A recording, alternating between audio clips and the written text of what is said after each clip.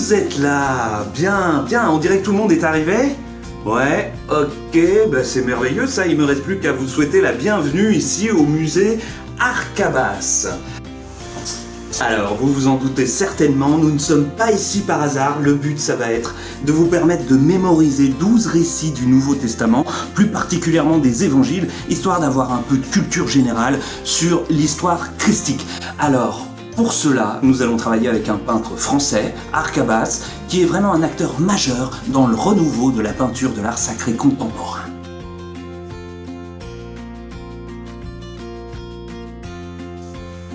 Vous allez voir que la couleur n'est pas en reste.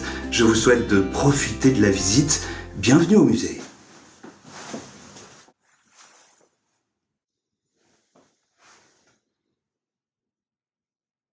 Alors, vous êtes prêts? Il va falloir mémoriser tout ça. C'est parti, en avant. Vous allez découvrir 3 grandes salles, à savoir 3 séries de couleurs pour classer à chaque fois 4 tableaux d'une série différente. Donc, la série jaune est consacrée aux récits qui concernent l'enfance de Jésus. Ces récits vont être considérés comme peu fiables au niveau historique. Nous allons donc les nommer comme ils le sont des récits théologiques, à savoir qui donnent une image du divin au départ du récit, qui donnent une image du héros. Nous trouvons également la série verte qu'on va appeler évangélique car elle concentre le message, la bonne nouvelle de Jésus.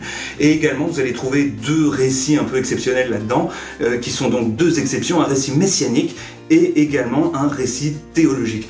Nous allons également trouver dans la série rouge tous les récits de la fin de la vie de Jésus, à savoir 4 récits qui reprennent l'essentiel depuis son arrestation sous le baiser de Judas jusqu'à sa crucifixion et résurrection. Les récits messianiques concernent donc la fin de la vie de Jésus. Le but du jeu, ça va être de vous faire mémoriser 12 récits grâce au support visuel de ce peintre majeur. Eh bien, c'est le prof de rôle, je vous souhaite la bienvenue au cours de religion. C'est par ici, on y va! Ok, première série, la série jaune. Premier récit, le songe de Joseph. Songe qui est fait pour rassurer Joseph de prendre Marie chez lui.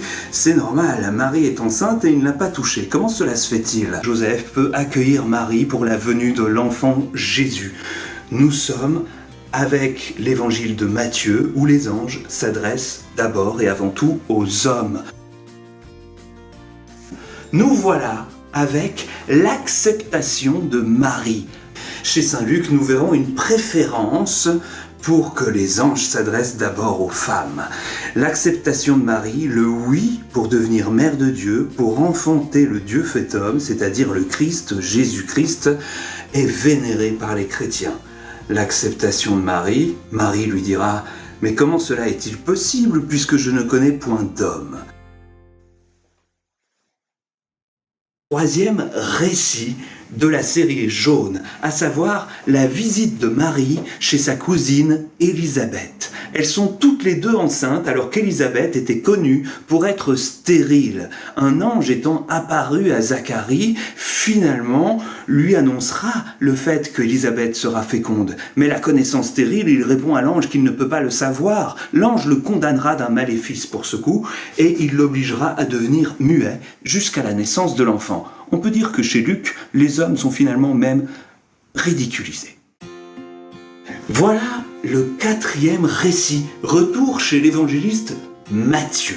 Le 4e récit a l'air de présenter Jésus comme un nouveau Moïse. Nouveau Moïse envoyé en Égypte pour échapper à la mort. Comme Pharaon voulait tuer les premiers-nés d'Israël, voilà que le roi Hérode, pris d'orgueil et peur d'être remplacé, fera le massacre des innocents. Pour y échapper, il fuit en Égypte. L'ange prévient à nouveau Joseph, l'homme, puisqu'on est chez Matthieu, et ils reviendront une fois la paix retrouvée.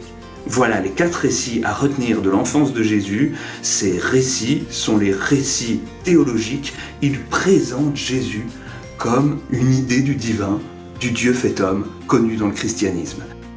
Les livres bibliques. N'oubliez pas de bien retenir les livres bibliques qui correspondent à chaque série. Ici, nous sommes dans les évangiles, bien sûr, les 4 évangiles de Matthieu, Marc, Luc et Jean. Bien retenir dans la série verte, le premier récit se retrouve dans les 4 évangiles. En effet, les 4 évangiles font état de la personne de Jean-Baptiste. Le deuxième récit, attention, ce sont les évangiles synoptiques qui en parlent, pas celui de Jean. Attention, nous avons l'eau vive qui est une parabole qu'on trouve chez Jean uniquement et la brebis perdue est reprise par Matthieu et Luc. Attention pour la série verte. Et c'est parti pour la série verte.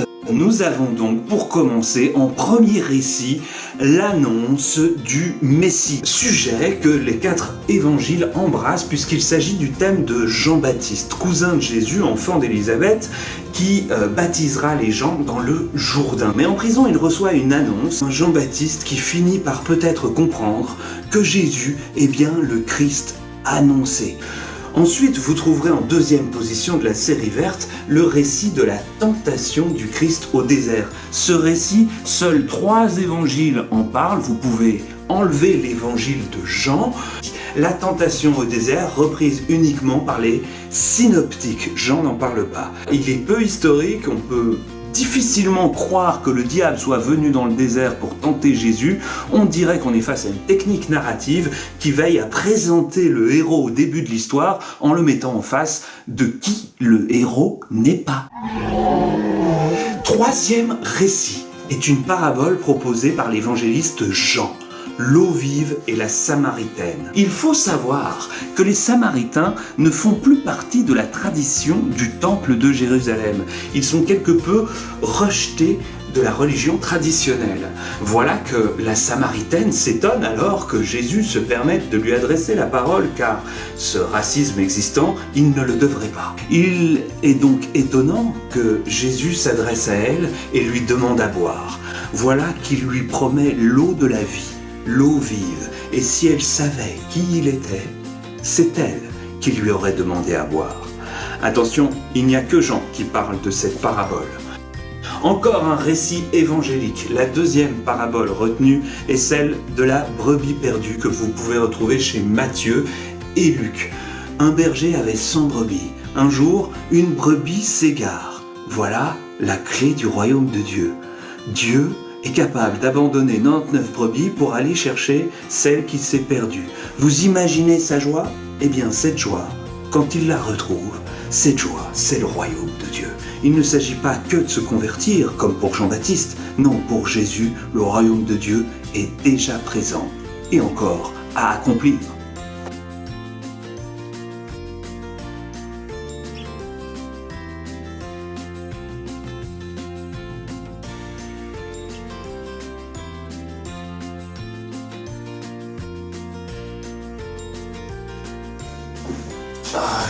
Je sais plus très bien, c'est par là ou c'est par là ? Série rouge. Nous avons là une série grave, une série tragique. Les récits messianiques. La fin de l'histoire de ce fameux Jésus qui prônait l'amour du prochain et qui finalement sera arrêté. Le récit du traître, le récit du baiser de Judas.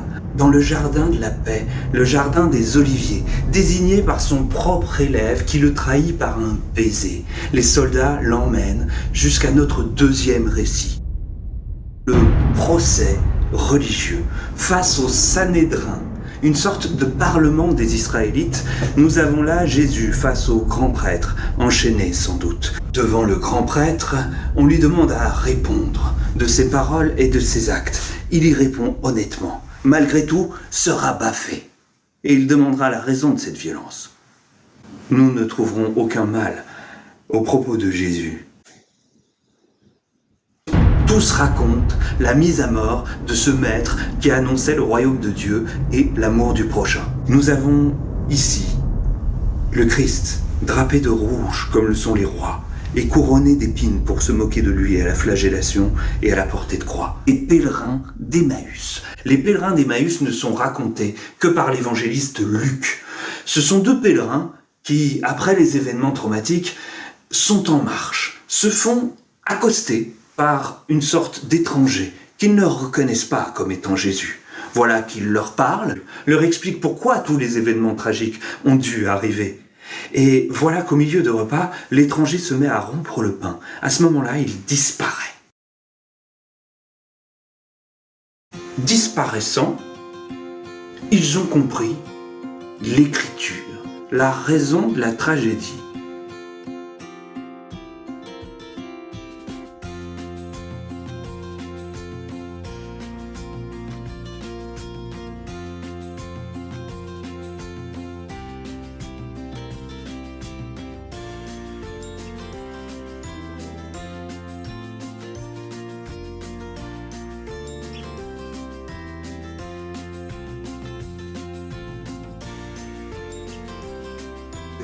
Je compte sur vous.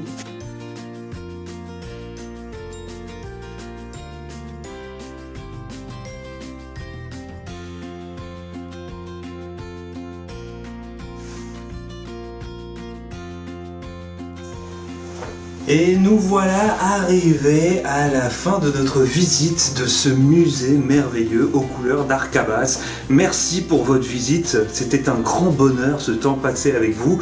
Pour la boutique souvenir, c'est par là.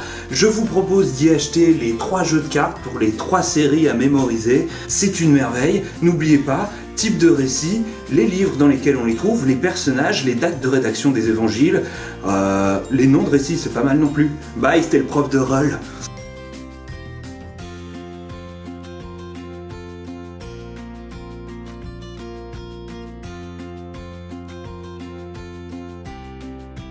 À la prochaine!